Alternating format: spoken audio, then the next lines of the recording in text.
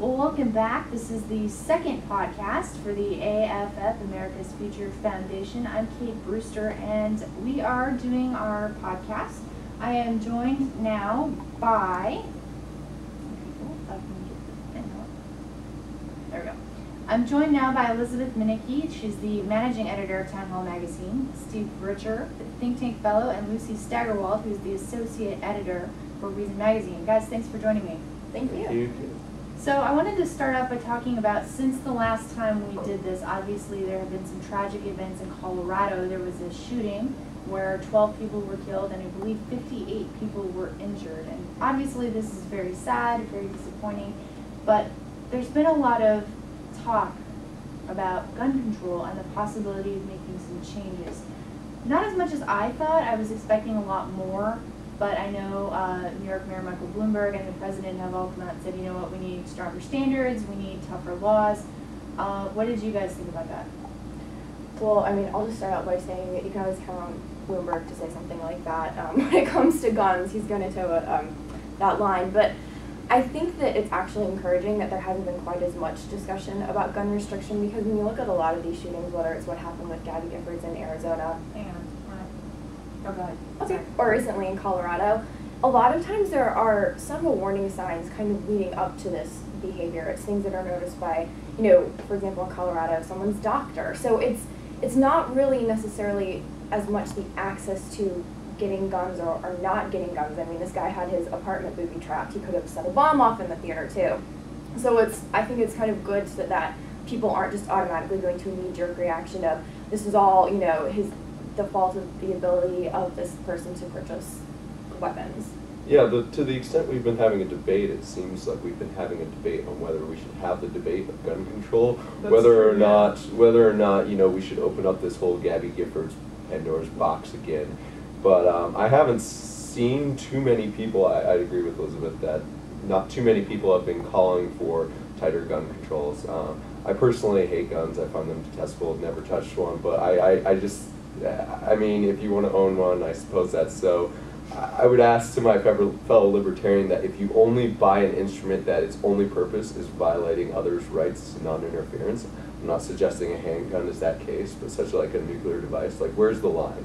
Okay, well, I mean, I definitely had the libertarian debate whether nukes are okay for personal ownership. Let's not go there. I don't think anybody here is going to say yes. I don't own any. But I mean, like, where do you draw the line? You know, as sort of a libertarian with the rights to own, you know, if something can't be used except for in the capacity of violating others' rights to non-interference, because you know there's no right. So obviously, but not a nuke or a handgun. You can make that case. But what about, you know, an assault weapon? Well, if you want to go out in the desert and feel like a badass and fire your assault weapon at targets. I mean, Yeah. I actually went target shooting weekend before last. That's only the second time I've ever done it. And I thought for a moment I should feel bad since Colorado's happened, but no, I didn't. Because You shouldn't. You're not. I mean, you're not. It's really not related in that instance. I mean, I know people who own an AR-15 and it's fine. It's fun to shoot. It's really cool. You're responsible with it, just like you're responsible with everything else. I mean, I don't see the fault there being the weapon in and of itself. You know. And you wouldn't see fault with the laws either then, I would assume. I haven't seen too much with the laws in this particular case to make me think that there was something at fault as far as, you know, him purchasing the guns. I mean, even if you look at things like what happened with Fast and Furious, there it was the gun shop owners who were going to the government and saying, hey, this doesn't check out, like, what should we do about this? Right. And again, you know, you had the gentleman who was in charge of the gun range where the Colorado shooter was trying to practice. I mean, he was one of the people that was like, wait a minute, I'm not going to let him on my range. You know, he's so why did this guy say he didn't want Holmes on his range? Because when he called him back, I think Holmes called and, you know, asked about Holmes went joining. into the store. He walked into the gun range and tried to apply, or just said, I'm here to shoot. The manager of the place said, there's something weird about you, you know, we'll call you, blah, blah, blah. And the manager called Holmes back, got his message machine, and said, okay, according to this crazy message machine message, you obviously have something wrong with you. And he told all of his employees, don't let this guy on the range floor. If he comes back, let me know right away. Well, look at that. That's somebody a gut feeling telling someone that someone is off. I mean, that doesn't, and like a gun range person being responsible, and just, I don't know, I mean, that doesn't, all that makes me think is that people who respect guns, you know. Well, that's my point. Like, there's usually a pattern. People who respect guns, law-abiding citizens who aren't going to be breaking the law and committing mass murders anyway, they're usually pretty responsible around them, and they usually have really good instincts in dealing with people and firearms. And so I think if you honestly look at the track record, a lot of times the gun owners and those people responsible for selling the guns have been really, you know, adept. Couple questions. One, if we object philosophically to the idea of gun control, do we also object philosophically to the idea of making them go through extra hurdles and hoops to purchase a gun? Because those are some government regulations in the same sense that simply limiting it. You gun registrations. Two, I'd be interested in moving from the philosophy to the public policy about sort of what effect has gun control had in the UK, in other countries where it is more restrictive. Is it just criminals getting guns like in a prohibition style United States? And then three, to what extent have the gun sellers been held vicariously liable for, you know, selling a gun if they didn't go through all the proper procedures? And even if they did go through all the proper procedures, have they been held vicariously liable? This isn't something I follow too much. So. Well, but I feel like too that's something where it's like, and I think this just goes to our laws in general. You know, for example, if you're, you know, if someone serves you underage at a bar, that they're held liable too. But I feel like that's honestly taking a lot of the responsibility off the person who's committing the act.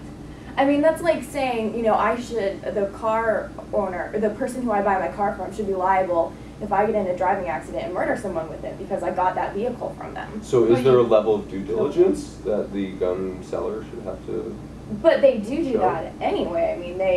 I mean, you do go through, you know, kind of background checks, or, you know, depending on different states. In Virginia, you have to go through a background check in order to purchase a firearm. So there are some restrictions there, anyway. But why do you object to those regulations just the same as you would object to any regulation over guns in general? Or, I mean, should purchasing guns be like purchasing cereal? I mean, I'm trying to think about that. And be like, free gun with your cereal purchase. I mean, I think that people tend to think adding more requirements and hurdles to buying a gun will make them safer in the long run. And I don't know that has always been shown to be the case. I'm not quite sure what the level is of, all right, you know, this is the standard that you set, and, you know, any more regulation on top of it would, you know, be too overbearing. But at the same time, I tend to think that, you know, the system that we have in place right now seems to work fairly well. I mean, people do go So through you're background committing checks. a level of regulation. There's probably going to be a point where if you have regulations, it's easier to just get a black market item. I mean, that's often my problem with moderate talk of, say, legalizing certain drugs, is that there's a point, if it's still incredibly hard to buy the drug, or even cigarettes that are taxed to death, like there's a point where the black market's going to be easier if you have too many restrictions. So that's just a pragmatic question, that at some point you're going to have diminishing returns on the regulations, because someone's going to be like, never mind, I'm just going to go buy it from the creepy guy I know. Well, I know a lot of people have had used that same argument, like you said, in, for example, the legalization of marijuana, in the sense that if you put too many restrictions on it, it's going to cause more problems rather than make the problem go away. Well, I just sort of want to get a sense of whether you guys think that guns are just any other item. Because in sort of my libertarian world, like, I find it abhorrent that, you know, we make people wait until they're 19 to buy cigarettes, and that we tax cigarettes, and that we treat them as a different item subject to all these government regulations. And I'm wondering if you feel that guns should be the same way, where they shouldn't have any regulations and that they should be just a free item. Well, let me put it this way, and I know I'm the host, not the guest here, but I have been shooting guns since I was 8 years old. And I was always taught to treat guns with respect. I was always taught that guns can kill you pretty easily. I've had, plenty of experiences that have taught me, they're not safe.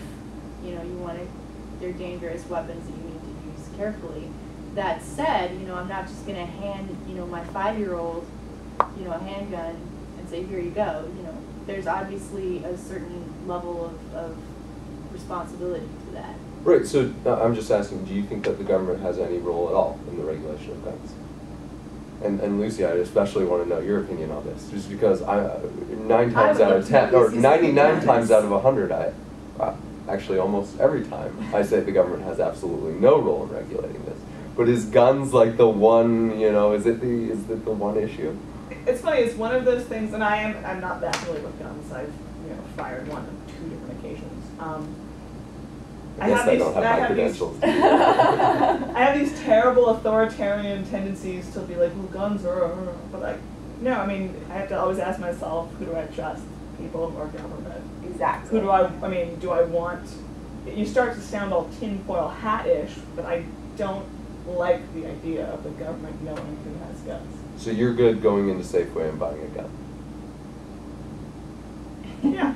All right. I gotta stick to my anarchist credentials. Well, moving on here, guys, I did want to talk about another issue that came up in the news since the last time we met, and that was the Chick-fil-A controversy that came up that everybody's been talking about. They had a Chick-fil-A Appreciation Day or something like that. I think it was August 1st. And Kathy, the president of Chick-fil-A, in some radio interview, somebody asked him, and he said, well, okay, yeah, I support traditional marriage versus homosexual marriage. Everybody on both sides kind of freaked out, and I just want to know, what was everybody's take on that? Because I was kind of surprised. I was like, hey, this is not really a homosexual versus traditional marriage issue. It seemed to me that it was more of a free speech issue, but I know not everybody would agree with me.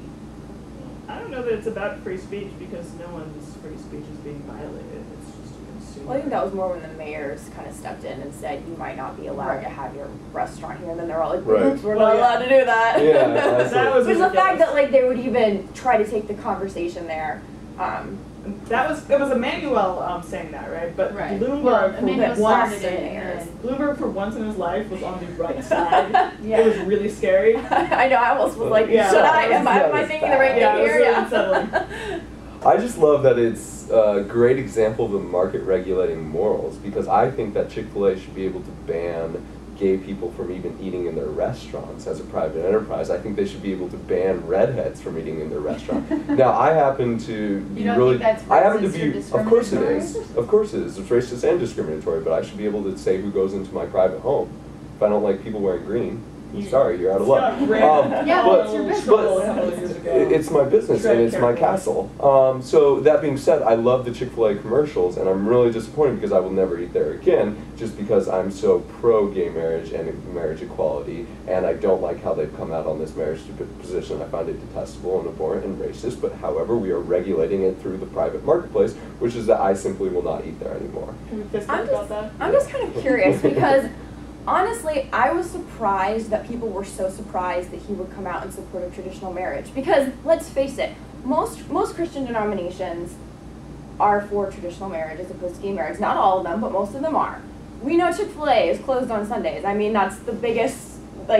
People probably know that more about Chick-fil-A than they know that they serve chicken sandwiches. Let's be honest. So I was kind of And surprised he's that had this people. position for a while. Yeah. Yeah, and I'm It's not kind like it of was a big surprised secret. that people were so outraged at this particular moment. I'm like, if you had just connected the dots and done a little bit more, I guess asking people to engage in logic sometimes is rough, but I mean, I kind of would have assumed that he probably would have supported traditional marriage anyway. I mean, yeah, you can't say for sure until he actually says it, but I'm really surprised that would turn so many people Right. off the way it I did, know, because it's and kind of a especially Christian.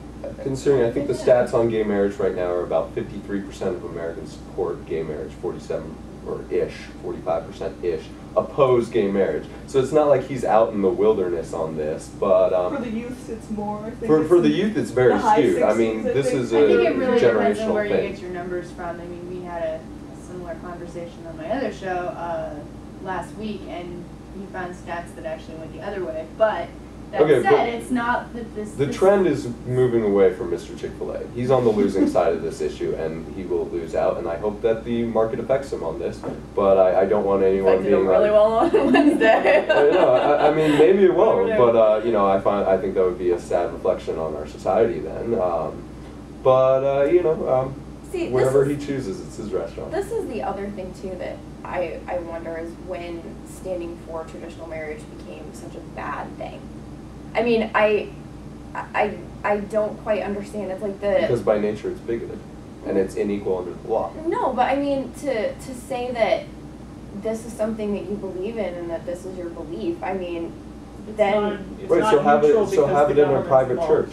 well, yeah, but exactly, but Is that's that the what he thing was though, is proposing? that I don't if think that you're, was what he was proposing. no, but I'm saying that like, to support traditional marriage is not something that is necessarily a bad position. And yeah, I actually agree that the government shouldn't be involved in marriage either. I'm That like, would solve- we're That gonna would- take it That out, would but But the fact the that government people out of it. are. Yeah, but that's but not gonna happen, to be so we have to deal demonized with the to reality. support traditional What does marriage it mean? is No, define what is supporting traditional marriage? well. mean to you? What did Dan Cathy say? He said, "I Dan support." Cathy simply said You get a on vote. the radio, he said, I support traditional marriage, and I believe he defined it, he even came out and said, it's not the word I'm looking for, but you get the Yeah. point. He said, I support traditional marriage, and traditional marriage to me is a marriage between one man and one woman. I'm just surprised What that a does that mean? businessman That's all would he even said. touch politics. That's Well, a he third was rail. asked point He was asked blank for it, so on that's the other radio thing, is interview. there Yeah, any- I mean, yeah, but you should take a note out of politicians' playbook. Well, I know, but that's when as a I think journalist you marriage- cringe and I you're think just like marriage answer is the a wonderful question. thing. Done. Well, and the thing is that, I mean, if you got asked that question on, say, Piers Morgan, you know, you can't just not answer it. He's going to push Right. you until you answer the question. Yeah. But I think Elizabeth's point is interesting, that somewhere along the way, it went from just being, this is my belief, to if you say something like you support traditional marriage, you and now apparently your business are going to be demonized for weeks. Good. Yeah, good. Good. This is the civil rights issue of our time, and after North Carolina, we're a little testy. So. Well, wait, though, but I mean, I'm not going to demonizing someone for taking a position that's different from your own.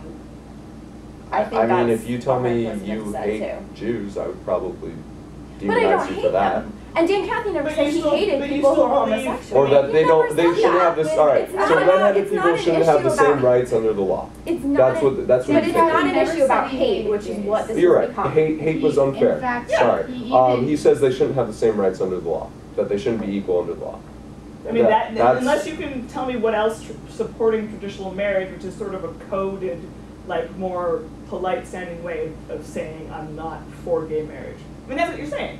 Because what else are you saying when you're saying I support traditional marriage, if not I am not for gay marriage being legalized? Yeah, and What else? I You don't. know, He actually wasn't asked the about the legal government only- situation. I mean, he might have been talking. If I'm correct, it was a religious publication that asked him the question. I believe so. So it wasn't even like they were asking him legal issues. I But that's what assume. marriage is because They were the just government asking isn't But- completely entrenched in it. But that's the whole thing, though. Is just because the government is completely entrenched in it. I mean, we all agree if the government got out of the issue. I think The we can all Unitarians would agree marry on the that. gays and the Catholics wouldn't. Everyone would be fine. Yeah. But I think we could all agree on that. So why all of a sudden is this? I mean, why don't we focus our No, efforts I on would getting still- the government out of marriage instead of trying to have this? Because one, that's probably impossible at this point. Well, you know And what, a two, lot of things I would would seem to be still impossible, frown but- on the Catholic Church if they didn't marry gays, even if it was their right to do it. All right. Well, I'm Catholic. That's a completely different religious Or- discussion, which I would be happy to have with you. Catholic But was I know any, the or issue at any, hand any is. church or any institution or the And Orthodox. some of them are never going to do it, and I don't support that, but I think that But it doesn't mean they're hateful or that they are. it means that nobody should have a Means that they're hideous lawsuit. distinguishing Because by you know, really, race. who decides? I mean, marriage is kind of a religious institution, so it's like How who is this- decides it's marriage not if not? a as religious church? How is this If the any state is different? How is this involved. any Which is different? let's get the state out of Wait, it. how do you feel about agree on affirmative that. action? Just, do you think that the state should Sorry. be able? Do you think that Both state? facial No, expressions no, do no. not come Sorry, across on sorry. microphone. There is a link between these two, Is but there? basically that's the other issue in Okay. which the state discriminates based on how you were born, especially in state education systems, like the Supreme Court case that's coming up with Texas and with Michigan back in 2003. Basically, it can discriminate you, against you or for you based on just simply how you were born. I would say that's abhorrent. Just in the same way that I would say that discriminating based on your sexuality, based on how you're born, is offensive. No, I think that there is a difference between something that you can change and something that you cannot change Wait, in wait, the wait, sense wait, of wait, how wait. you If we're act, saying in it's the sexuality- sense of how you act on it. You're saying Never that they knows shouldn't before. act? No. Okay. No, Well, I mean think no, but that's- but that's just like saying no matter whether you are gay or straight, adhering to you still have a choice on what you choose to do and what you choose You're not right, to do. and as redheads, we could dye our hair. I did dye my hair. Oh, okay. Well, I could dye my hair to But your something. race, you can't. I mean, you can't choose. Okay, but I don't you count can't Michael Jackson as being able to choose. You can't choose your sexuality. Well, guys, we've only got about 5 minutes left, so I wanted to pick up on Wow. one more thing before we get out of here. And I know that we could talk about gay marriage and Chick-fil-A all day long, believe me. But I did want to talk about next Wednesday's vote on the DREAM Act. Well, they're calling it DREAM Act Light. But I wanted to know what you guys thought about it. I've done a little bit of homework on it, but Maybe you should start by talking. you think I should start just by If talking? you've done your homework. Well, I mean, basically, I should fill this out for our audience here, but basically, next Wednesday, I believe it's August 15th, there's going to be a vote on what they're calling DREAM Act Light. They just made it up. But basically, it's called deferred action on, I don't want to say the children of immigrants, but basically illegal immigrants who are underage. I should get the criteria up here, but basically, I'm quoting from it. It's called Deferred Action for Childhood Arrivers. They call them dreamers. Basically, what it is that they will not deport you if you meet certain criteria. If you're under 16, you don't have a felony record, you've resided here for 5 years, you're enrolled in school, or you've been honorably discharged from the military, and you have to be under 30, which is the same as saying. Anyway, you arrive in the country before you're 16, you're not 30 yet. And a lot of people are kind of, a lot of people make that argument that if you are a minor, it's not your fault that you're here illegally. It's your parents' fault. So. How dare those parents try to give you a better life. Well, and two, correct me if I'm wrong, this just pushes the problem 2 years down the road, right? Because this is only Basically. last It's 2 just- years. Yeah. the So president- basically, he's like, either I can do whatever I want in my, Obama's like, I can do whatever I want in my second term on this, or someone else gets to do this issue in 2 president years. was very forthcoming in one of the articles that we circulated around. He even said that, this is only a temporary measure, and he realizes that this will have to be addressed in probably legislative capacity in future years. So yes, this is a stopgap. But not deporting people for a while sounds great to me. Yeah, absolutely. I'm Well, all for it that. does allow them to get a work authorization too, so they can get jobs. I think if you serve in the U.S. military, I understand that. I think if you're willing to put your life on the line for a Even country, like Michael even if- Savage, I swear to God, Michael Savage even agrees with you there on military. which Even is if you why. join the military, the U.S. military, but you're not a citizen and you're here illegally. if the U.S. military allows you to join, I'm not quite sure what the restrictions are on, on how you join as legal or illegal. I'm surprised that some of these people were able to join as illegals. But if you do serve if somehow the military says, all right, you can come in, you can help us with X, Y, Z, I think that if you serve in the U.S. military and you're willing to put your life on your line for a country, that's one thing. But I mean, obviously, everything else is kind of a really big issue. So there's no other criteria that you would give. Like they come here I and you're would- like you have to join the military in order to stay. I would say you Well, in can. this particular I would instance, say that would be appalling. I would say you That should would be become appalling a thing to do. citizen if you can produce or consume in this country, so long as you don't have any explicit intent to destroy citizens of this country. So you don't think that there should be any kind of process that you would have to. Yeah, do the in order to only stay the here? only fear I have is if you have open borders, which I would prefer to see, or something very close to it, is national security concerns. Just what's to prevent streams of Al Qaeda members coming into the United States. I think that if you preventing them now. Yeah, It- that was my well, that's question. No, I have an inkling that they're not. That's true, but and I think They're the not gonna do process it. will become even easier to monitor that if you legalize almost all immigration, such that these people won't be trying to sneak through with coyotes. Rather, they'll be going through checkpoints and then just sort of declaring, "Hey, I'm in your state now. Oh, great! I don't show up on your terrorist database. All right, I'm here to work." I'm just afraid Well- that they wouldn't be able to streamline. I mean, it would just inherently become bureaucratic like it is now. Is my problem. Well, the problem with this group now too, though, is the question is what kind of behavior are you encouraging for the future? Like, what immigration laws are you dealing with now? What do you want immigration policy to be in the future? And then showing stopgaps like this shows that you don't have a willingness to enforce your own laws to a Good. certain extent. Because the laws are bad.